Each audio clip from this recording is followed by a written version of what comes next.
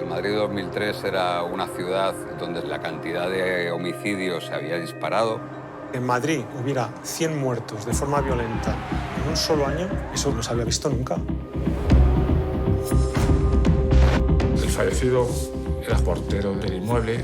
El disparo indica que estuviera de rodillas la víctima. Es un acto de ejecución. Le habían disparado a corta distancia en la cabeza. Apareció una carta de una baraja a los pies del cadáver. Eran unas de copas. Las balas han alcanzado de lleno a un joven de 17 años y a una mujer de 60. Él sabe cómo matar. Conoce los protocolos para entrar en una escena, matar y marcharse. Está cumpliendo con una especie de misión o deber que él tiene.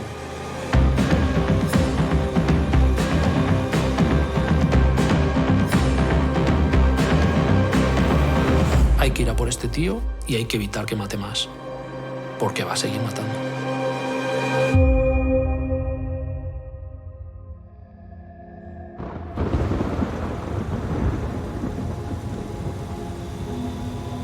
Los asesinos en serie tienen un componente existencial, porque ellos pelean y luchan por sentirse vivos, por de alguna manera vivir como ellos se sienten que son.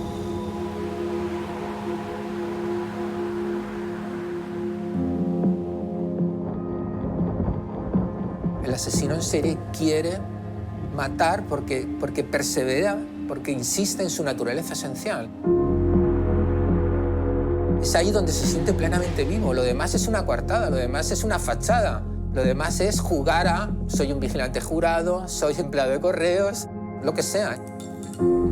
Esa es tu vida convencional, pero esa es tu vida de mentira. Tu vida real es todo lo que rodea tus pensamientos, tus fantasías, todo lo que rodea ese momento que para ti es sagrado. Vas a buscar en el poder y en el poder matar una fuente para ti importante de sentirte vivo, de alimentar tu espíritu, de sentirte importante.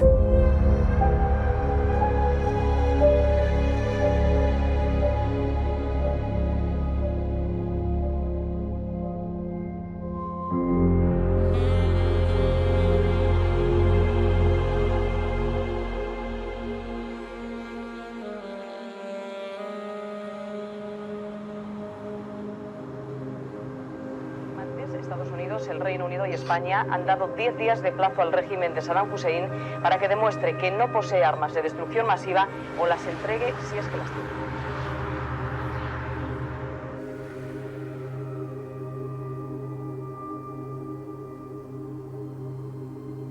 Yo en el 2003 era el jefe de la sección de investigación, pero ahí, dentro del área que se llama área de personas, llevaba lo que era el grupo homicidio y el grupo de mujer menor que se llama EMUME.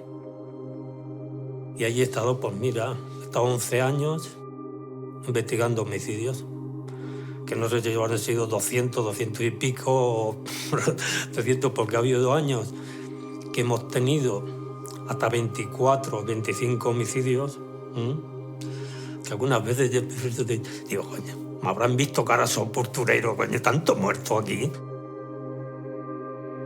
Jesús Rubio yo creo que siempre fue un caimán. Aunque recién llegado yo creo que ya era un caimán, que ya era un veterano. Uno se puede imaginar a un investigador como un tipo fornido, ¿no? Con brazos como remos y con manos como palas, capaces de darte un bofetón y ponerte al revés, ¿no? Y vestirte de torero.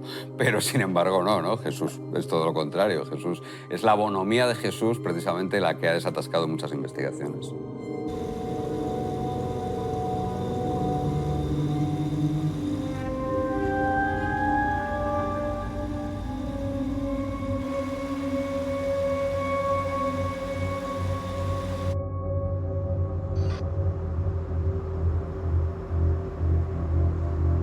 El 7 de marzo, sobre las 3 y pico de la mañana, me llama el jefe del centro operativo y me dice que en la avenida de Viñuelas, a la altura del número 27, en fin, hay una persona que ha recibido un tiro en la cabeza. El tiroteo recae en la Comandancia de Madrid de la Guardia Civil porque Tres Cantos, donde ocurre, es demarcación del Instituto Armado, no es demarcación de la policía. El lugar donde suceden los hechos es una de las arterias principales del municipio de Tres Cantos. La noticia que que estaba herido muy grave, en ese momento no se sabía si iba a fallecer o no. ¿Qué es lo que nos llama la atención? Que ahí aparece un 2 de copas. Había pasado pues, un mes con respecto a las de copas en Alameda de Osuna. El naipe, en el reverso de la carta, tenía en el centro un puntito azul, como hecho con un bolígrafo, un rotulador azul. Y en esos primeros momentos, tú tienes que tener la sangre fría de no dejarte llevar y decir, pues esto, tú no puedes dar nada por hecho. Es una línea más de investigación. Hay que hablar con los compañeros de Policía Nacional y a ver qué posible vinculación tiene esta persona con la víctima de... O a lo mejor luego investigando resulta que eran compañeros de estudios.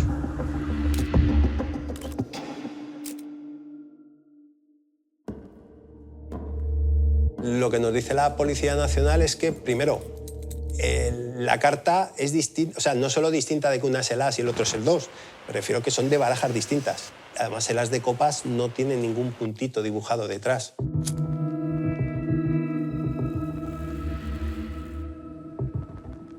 Es verdad que se barajan todas las hipótesis, desde que pueda ser la misma persona la que haya echado las 2 cartas, al hecho de que pueda ser un imitador, efectivamente, que tampoco sería la primera vez.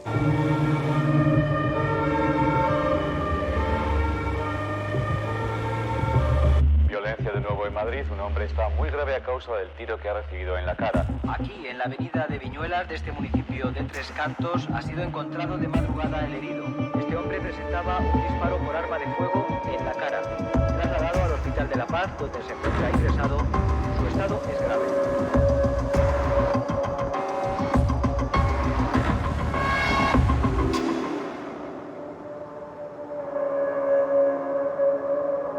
Al herido ya lo habían evacuado los medios sanitarios. Teníamos localizada a la persona que estaba con este joven, pues su novia en esas fechas, Ana, y bueno, pues se empieza a recabar datos de lo que ha pasado. Ella nos cuenta que habían estado, en fin, que esa noche que habían estado allí en una discoteca al Sarao.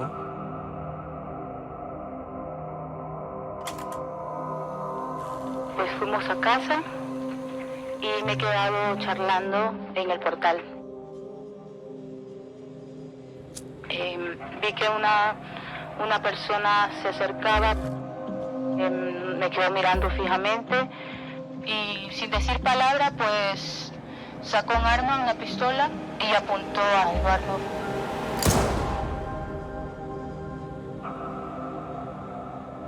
Le pega el disparo aquí en esto de la derecha y le sale.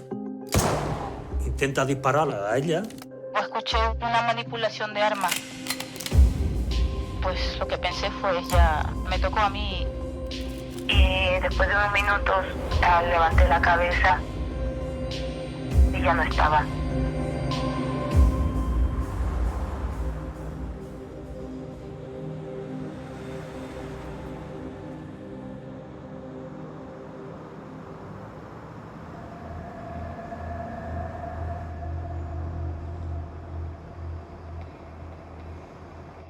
Ella nos lo describe como un varón de tez morena, la edad la marca entre los 25 o 26 años, que es alto, sobre el 1,80 m de altura, complexión delgada, que tiene la cara como muy chupada, el pelo corto y alborotado, ojos oscuros y perillas. Y lo que sí que no puede aportar ningún dato es de tema de acento ni de nada, porque dice que no intercambia ninguna palabra.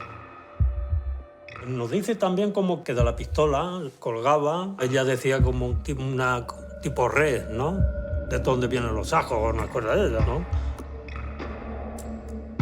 Y por cómo nos describe el arma, nosotros creo recordar que incluso se le llegó a decir, esto es un revólver, esto es una pistola. Si es un revólver, efectivamente, no deja casquillos, se quedan dentro del tambor del revólver, ¿no? Pero ella, cuando se le muestran esos tipos de armas, ella describe que era pistola, como una pistola. Entonces nosotros dedujimos que había confeccionado un recoge-vainas de forma artesanal, cosa que yo en los 30 y muchos años que he estado en el tema de investigación de policía judicial jamás había visto algo similar. Tienes que tener un mínimo de sentido, ¿no? Cómo aplicar a esa ventana extractora por donde sale la vaina, aplicarle con cuidado para no interrumpir el disparo. Tiene su trabajito y su complejidad. El invento del asesino hace desaparecer la vaina, pero el proyectil ha atravesado la cabeza de la víctima, así que la Guardia Civil está convencida de que tiene que haber restos de ese proyectil en la escena. Lo esencial era encontrar el proyectil, ¿no? Para poderlo mandar a la balística y que balística pues, pudiera, ¿no? hacer algún cotejo para ver si podía estar relacionado con los de Madrid.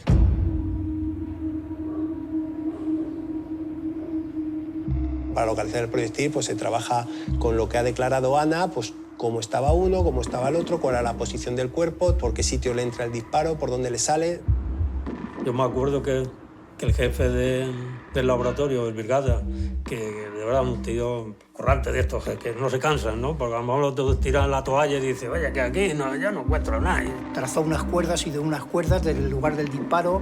Si es cierto que un disparo que te atraviese la cabeza o la cara, pues coge una trayectoria inimaginable o indefinida, pues con una cierta lógica trazó unas cuerdas de 20 y tantos metros y al final apareció el proyectil, apareció en un murete a 23 metros, al pie de un murete.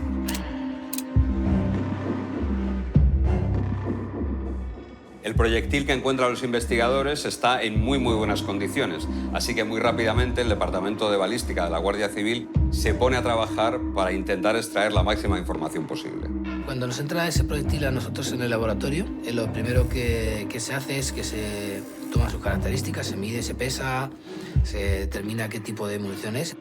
Lo que hacen las armas de fuego es como la huella dactilar, tú disparas y le imprime una serie de señales dentro de lo que es su superficie, las capos y estrías, que son muy determinantes para identificar un arma en concreto. O sea, cada pistola deja su marca. La pistola que se utilizó es una pistola Tokaret procedente de los países del este. Posteriormente, cuando has hecho ese estudio, lo metes en el sistema automático de identificación balística. Tú metes ahí la imagen del proyectil en el IBIS, te hace una búsqueda en la base que tiene conjunta Policía Nacional y Guardia Civil. Entonces nos da positivo con lo de Policía Nacional y enlazamos ya todo lo que había ocurrido en enero, lo que había ocurrido en febrero, que había trabajado Policía Nacional. Ya cuando de repente nuestro servicio de balística, nuestro departamento de balística, nos hila los 4 casos, el nuestro con los 3 de policía, ahí ya es cuando ya te planteas, dices, esto es un asesino en serie.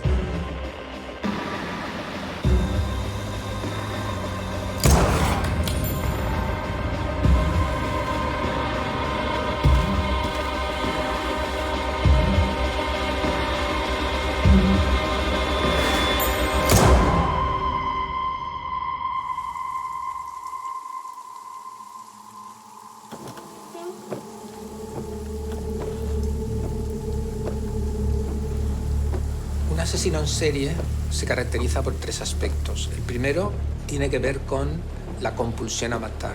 Un asesino en serie no mata porque persiga un beneficio concreto, ya sea ideológico, religioso o económico. Mata porque necesita matar, es una compulsión. Es importante entonces darse cuenta que la compulsión obedece a razones psicológicas poderosas. Esa es la primera característica. La segunda es que tiene que hacerlo de tal manera que entre un crimen y otro el sujeto vuelva a su vida convencional. A diferencia de un asesino múltiple que mata en una sola secuencia y ya no vuelve a matar, el asesino en serie vuelve a la vida convencional. Y la tercera característica es que se exige un mínimo número de víctimas. En general, entendemos que un asesino en serie ha matado como mínimo a 2 y, según otros autores, a 3 víctimas.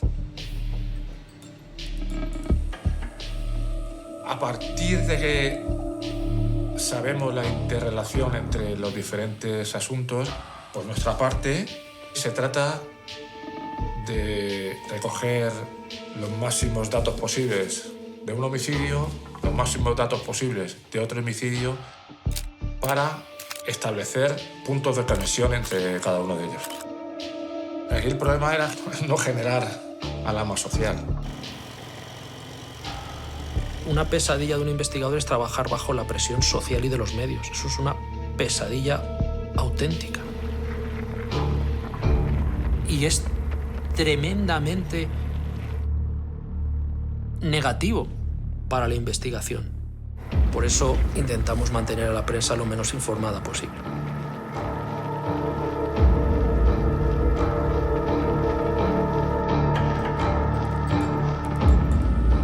A partir del instante en el que los investigadores se dan cuenta de que los crímenes están conectados, Policía Nacional y Guardia Civil forman un equipo de trabajo conjunto.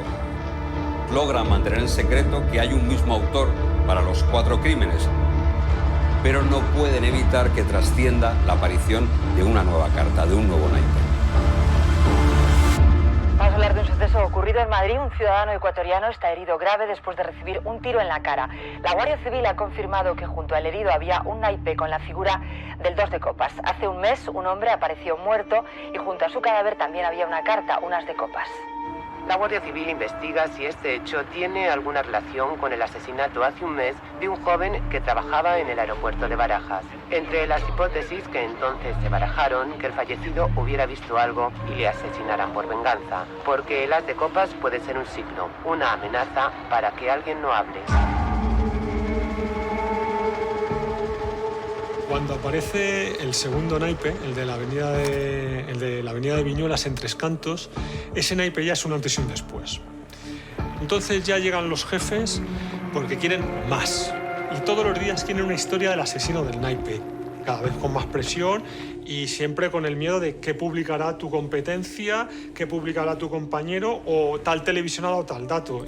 En muchas ocasiones repites el 95% de la información con una pequeña diferencia, solamente para seguir alimentando la expectación sobre un suceso o seguir alimentando el interés mediático. El aliciente que tiene periodísticamente es el que aparece una carta.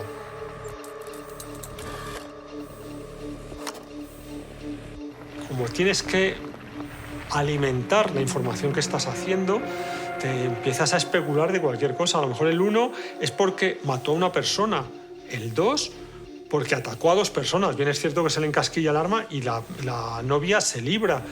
¿Quién te dice que en el 3, en el siguiente, no mata a 3 personas? Con lo cual empezamos a elucubrar y qué significan las copas desde un punto de vista de las cartas, de los naipes. Había muchos frentes abiertos en ese momento. Hay una clave enigmática. Tenía un naipe, un as de copas junto a los pies. El cuerpo tenía entre los pies un naipe, el as de copas. Junto al herido se ha encontrado una carta de la baraja, en concreto un 2 de copas. Junto al herido había un naipe con la figura del 2 de copas. El cuerpo tenía un naipe. Es la segunda víctima que aparece con un naipe al lado. Una carta o en los pies de... Pero lo que más intriga es el naipe con el 2 de copas que estaba apoyado en su cuerpo.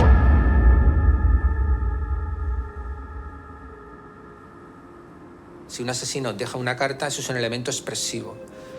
Dicho de otra manera, forma parte de un ritual donde el sujeto hace determinadas cosas porque responden a una fantasía. En este caso, es una señal de que el Estado es un reconocimiento de autoría. En este caso, como una especie de rúbrica. La carta pasa por los servicios de criminalística.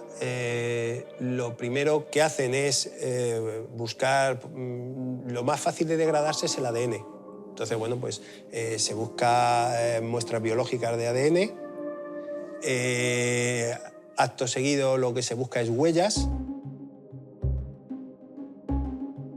Las cartas ni tienen huellas ni tienen ADN. O sea, ha sido cuidadoso, las ha manipulado con guantes. O sea, él no deja ni huellas ni tenía ADN. El 7 de marzo era viernes, pero el gran día para mí, desde el punto de vista periodístico, se produce el sábado. Decido volver a Tres Cantos y me doy de bruces con la superviviente. Recuerdo una conversación larguísima con ella en las inmediaciones de donde se produjo el suceso.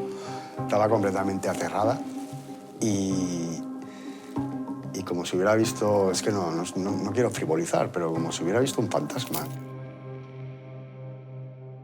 Fue, yo creo que un gran tanto periodístico del periódico relacionado con este tema. El diario ABC es el primero en entrevistar a Najid, pero a partir de ahí un montón de medios de comunicación se lanzan sobre ella. ¿Cómo conocí a Najid Castillo? En un plató de televisión. Está completamente perdida, no ha tenido ningún tipo de asesoramiento jurídico y está aterrorizada porque ya ha visto la cara del asesino. Me vi en las portadas de una revista, luego salir en la tele, o sea, nunca había estado en este proceso nunca había estado metida en esta clase de experiencia y luego no habían cogido a nadie. Al ver que todo el mundo me miraba, me conocía, yo dije, tal vez la persona que esté afuera me va a buscar y... No había sido informada de lo que suponía ser testigo presencial de un crimen, o en este caso una tentativa de asesinato, de un sujeto que seguía armado y matando gente en Madrid. Y es así como yo la conozco, como un animalito, asustado, aterrorizado y rodeado de... Y lo quiero decir con todo el cariño y respeto, los lobos de la prensa que querían sacar tajada. Pues hay que tener mucha atención con el testimonio de los niños de 3 años. Con nosotros va a estar esta noche una mujer que salvó la vida milagrosamente. Vio al asesino cara a cara, llegó a apuntarle con su arma, aunque afortunadamente se encasquilló. Su colaboración, la colaboración ciudadana, puede ser fundamental para localizar a este. Si lo recuerdan, se llama Nair, es una mujer ecuatoriana que sobrevivió a uno de los ataques de este asesino de La Baraja. Esta mujer sí vio, es la única que vio perfectamente bien al hombre que le amenazó, le apuntó con una pistola. Él caminaba como una persona normal que pasaba por ahí. Yo pensaba que iba a pasar pues como cualquier persona que pasaba por la calle y se acercó a nosotros, nos miró, me apuntó a Eduardo y ahí me agaché. Son muchas las posibilidades que podemos barajar. Podemos estar ante un asesino en serie, podemos estar incluso ante un juego de rol, podemos estar ante una sucesión de ajustes de cuentas y se utiliza la carta como técnica de distracción. Creo que nos faltan datos para aseverar de forma certera la existencia de un serial. No la descarto, es probable. Y algo en mí que me tenía absorta y fascinada estaba participando de algún modo en un caso que pasaba a la historia. Llevaba tantos años desde que soy pequeña leyendo sobre asesinos en serie, devorando libros de asesinos en serie y de pronto yo, prácticamente recién salida de la universidad, defendía a la víctima de un asesino en serie. No me lo podía creer.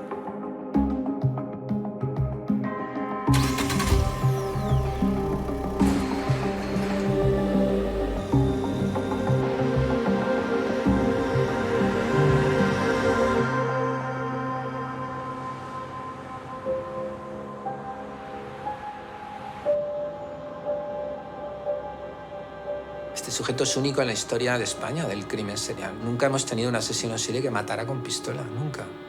Todo el perfil se basa en 2 aspectos fundamentales: la escena del crimen y la victimología.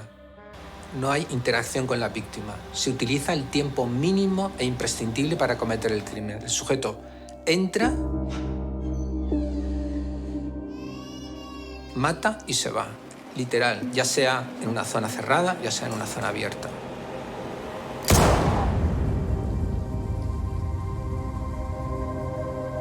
¿Qué es lo que tenemos de la victimología?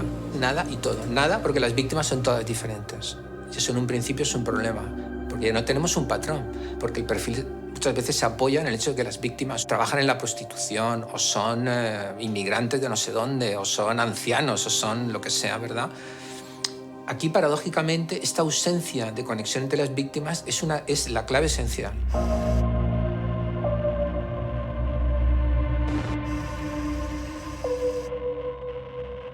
Cuando ves que las víctimas no tienen ninguna relación, pues te das cuenta que hay una persona por ahí suelta, ¿no? Y que al azar va matando a la gente.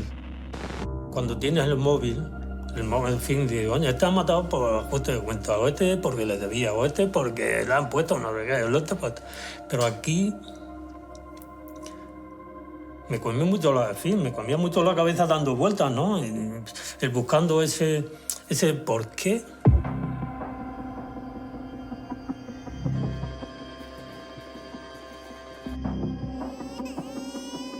Las víctimas no son importantes para él. Entonces, ¿por qué matas? No les robas, no les violas, no les haces sufrir. ¿Por qué les matas? La respuesta es, porque quiero demostrar que puedo matar. Entonces, ¿quieres reconocimiento? ¿Quieres fama? ¿Quieres ser importante? ¿Qué significa eso? Que antes eras una persona humillada, frustrada.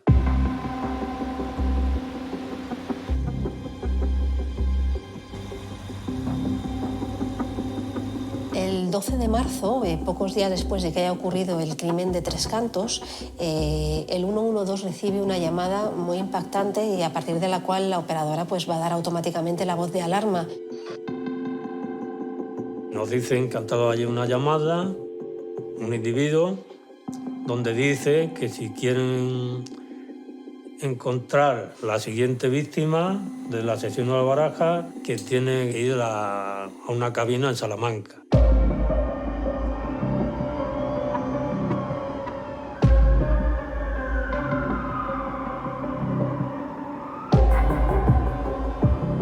Se desplazan allí dos del grupo, se comprueba, en fin, se da con la cabina. Entre todos los carteles pues, encuentran una fotografía de alguien.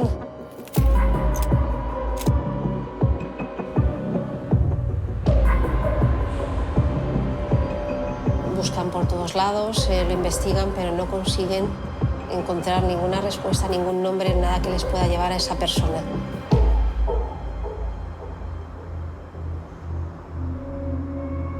Los investigadores cruzan los dedos para que el asunto de la cabina sea una broma. Mientras tanto, Santiago Eduardo, que es una de las víctimas del crimen de Tres Cantos, empieza a recuperarse en el hospital. Le digo a dos que se desplacen al hospital La Paz, donde estaba ingresado, para ver el estado del herido, ¿no? Porque son momentos que cualquier cosilla, cualquier pista, cualquier dato, en esos momentos son crudenciales para la investigación, ¿no?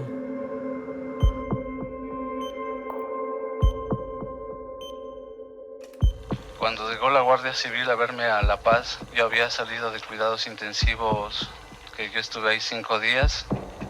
Yo había salido en la mañana y en la tarde ya me fueron a ver. Yo, como le digo, no podía hablar, estaba súper mal. El disparo fue en la cabeza, le entró por el pómulo y le salió por la parte blanda del cuello, por atrás. Le hizo un destrozo importante.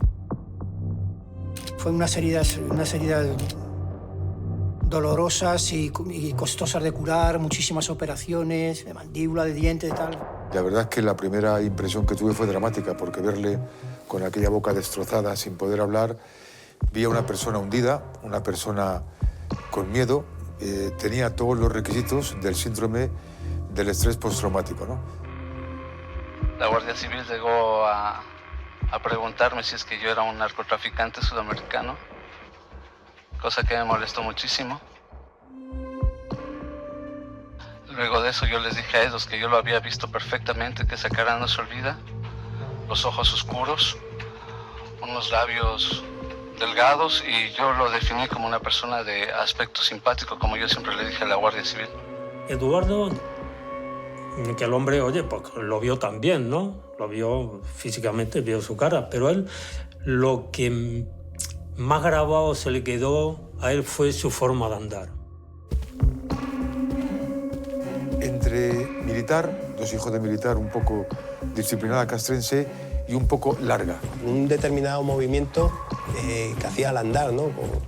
Creo recordar que era con el hombro izquierdo o algo así, ¿no? Entonces, bueno, pues hasta ese punto fue útil, ¿no? Para la investigación, el testimonio y la colaboración de Santiago Eduardo.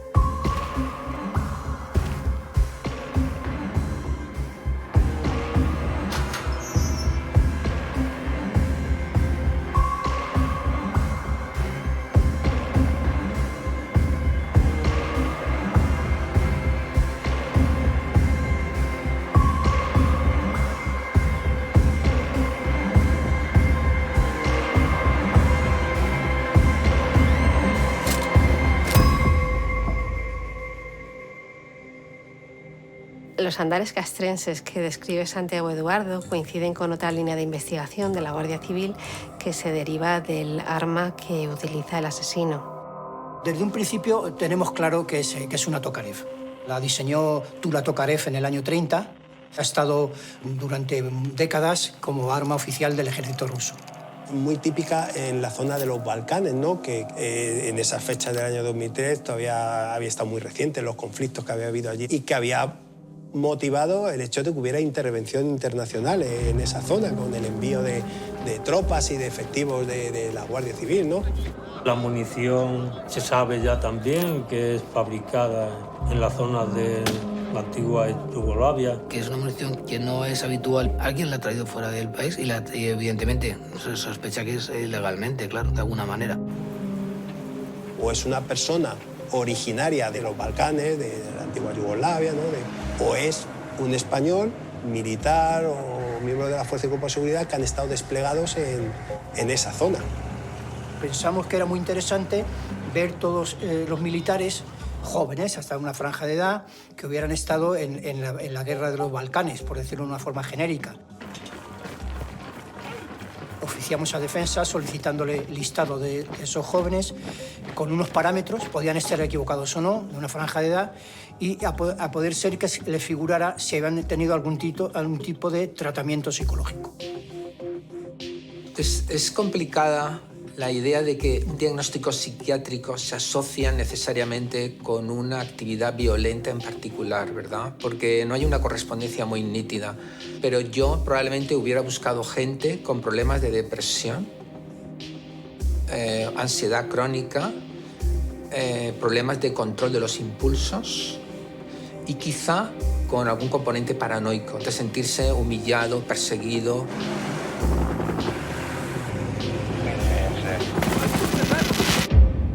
¿Qué es lo que se ha producido para que tú hagas una serie de actos tan extremos, tan determinantes en tu vida? Es un punto de inflexión brutal. Tu vida ya no puede ser la misma a partir de ahora. ¿Qué es lo que te ha provocado esto? Tiene que haberte producido una situación de desesperación emocional muy grande. Es decir, tú has recibido un gran insulto. Ha llegado un punto donde ya no soportabas más una situación anterior. Estás mostrando un poder a través del único medio que sabes hacerlo y es a través de convertirte en un asesino en serie.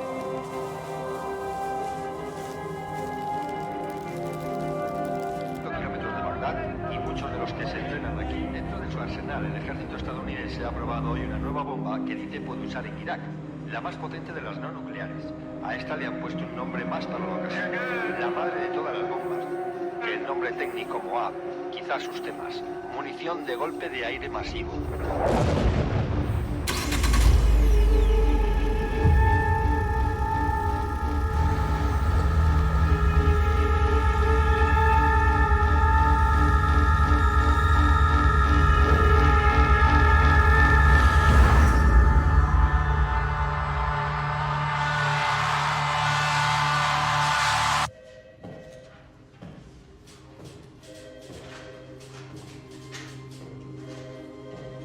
La línea de investigación del ejército supone comprobar uno por uno miles de nombres, hasta 3.000 nombres. Y mientras una parte del equipo se dedica a esta tarea lenta, trabajosa, tediosa y que tampoco saben si va a llevar a algún lado, otra parte del equipo explora nuevas hipótesis. Todos ellos saben que es una carrera contra el reloj. Si había matado a 3 personas al azar, ¿por qué no iba a matar a 30? ¿O a 40? ¿O había matado antes en otros sitios y no nos habíamos enterado? Es que no sé si soy capaz de transmitir la sensación de angustia de pensar que o sea, cada día que pasaba te podías despertar diciendo otro cadáver más, otra persona que le han quitado la vida, ¿no? Y eso te pesa, ¿no? Pues ya no, si echaban en lo normal 12 horas, pues ahora echas 14 o 24, ¿sabes?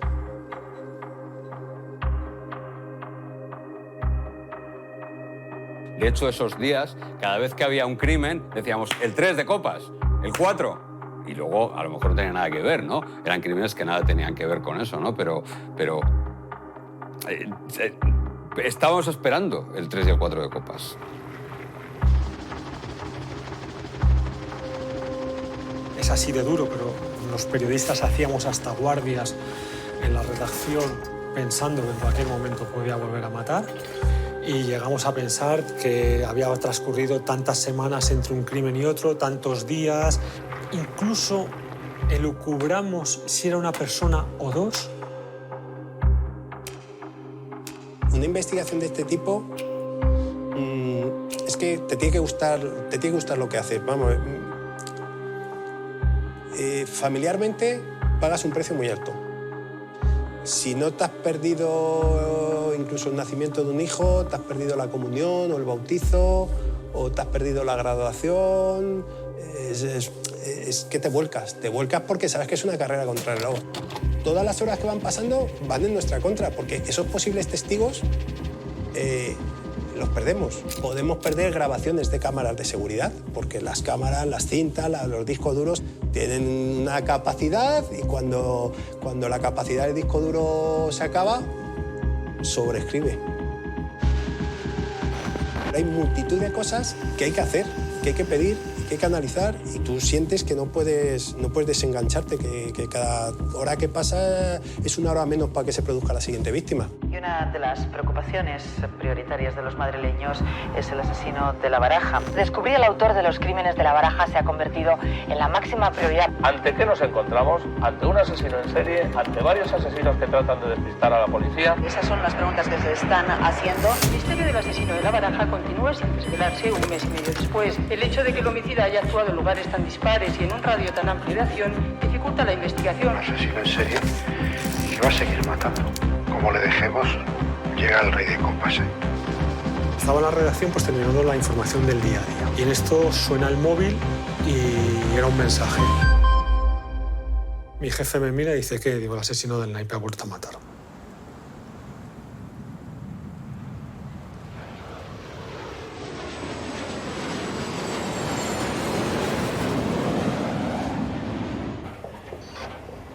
El 18 de marzo es una de las fechas que yo recuerdo con más horror, con más tristeza de mi carrera. O sea, es el momento en el que te das cuenta de que estás ante un auténtico asesino, un auténtico criminal, y que esto no sabes Dios cuándo lo va a parar. Bueno, por el 18 de marzo también estaba en casa. Me acuerdo que aquella noche había un partido.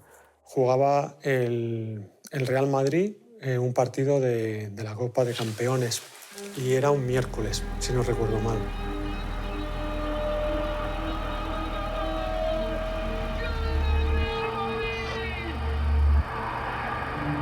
Y sobre las 8:30, 8:30, ¿no? Me llaman. Teniente, que en Arganda un muerto y otro herido grave. En fin, por impacto de bala, ¿no? Que le han pegado un tiro y tal. Joder. Pues también cojo, rápidamente me desplazo allí, activo al grupo.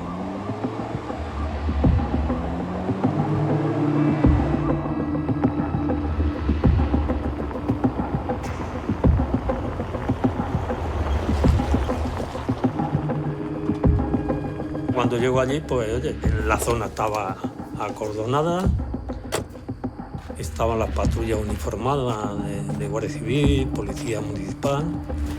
Y enseguida comunicaron el hecho de que había dos cuerpos con dos personas que habían sido tiroteados, y que había dos cartas al lado de los cuerpos.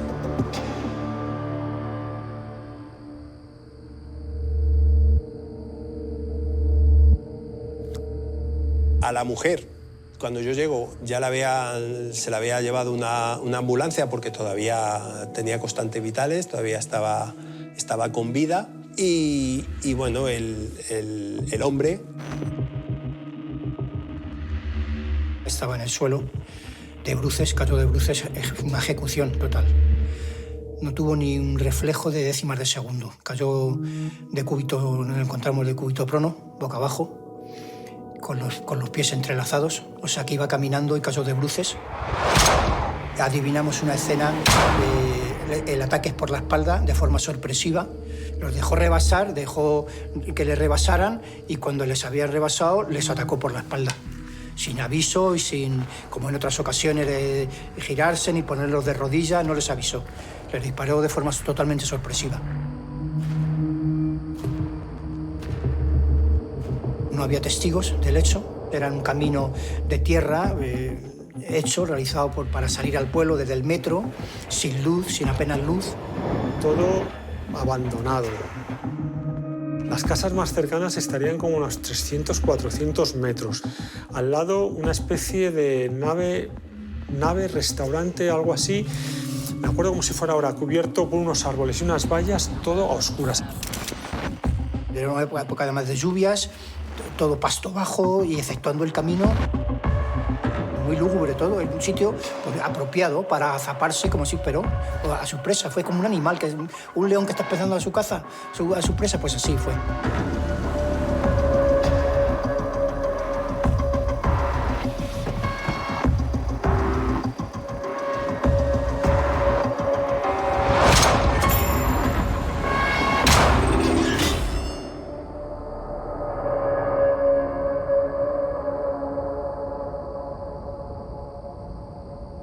La pistola nos daba también muchos datos en cuanto a la motivación del sujeto. La pistola es un arma que permite matar sin contacto con la víctima. No es habitual en los asesinatos en serie. Los multicidas, normalmente con una fuerte compulsión homicida, buscan el contacto con la víctima. El estrangulamiento tiene unas connotaciones sexuales muy importantes. El apuñalamiento, deseos de venganza, de ira, incluso sadismo. Nos encontrábamos con un asesino frío. Quiere matar, pero no se quiere ensuciar. Quiere matar, pero no busca satisfacción sexual. No había ningún elemento sexual en los crímenes. Tampoco había un especial sadismo. Aquí estamos frente a lo contrario de un crimen sádico. El sadismo requiere dos condiciones. Una, que se produzca un sufrimiento innecesario en la víctima, y dos, que la víctima sea capaz de sufrirlo, es decir, que la víctima esté viva. Si un crimen sádico requiere tiempo, manipulación en el cuerpo, conciencia por parte del sujeto que está experimentando ese poder y ese placer al torturar a la víctima, y que la víctima además no haya perdido a su vez la conciencia, aquí la imagen que tenemos es absolutamente contraria. Las víctimas sufren lo menos posible. Son homicidios lo más rápidos y asépticos posible.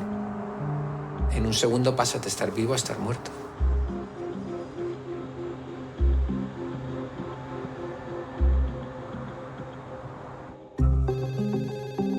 Pocas horas después del crimen de Arganda, una llamada a la policía puede cambiar el rumbo de la investigación. Se produce una llamada a la línea de colaboración ciudadana en la que alguien, un comunicante, dice que los crímenes de La Baraja están relacionados con los crímenes del rol. El crimen de La Baraja está relacionado con Javier Rosado. Lo sé porque yo he dormido con él en la cárcel. Y cuelga, inmediatamente. Entonces, claro, la policía empieza a investigar, se avisa a la gente de sistemas especiales de la Comisaría General de Información para que trate de determinar el número desde el que se ha llamado. Ese número aparece, los investigadores llaman sin decir que son policías y llaman a ese número de teléfono.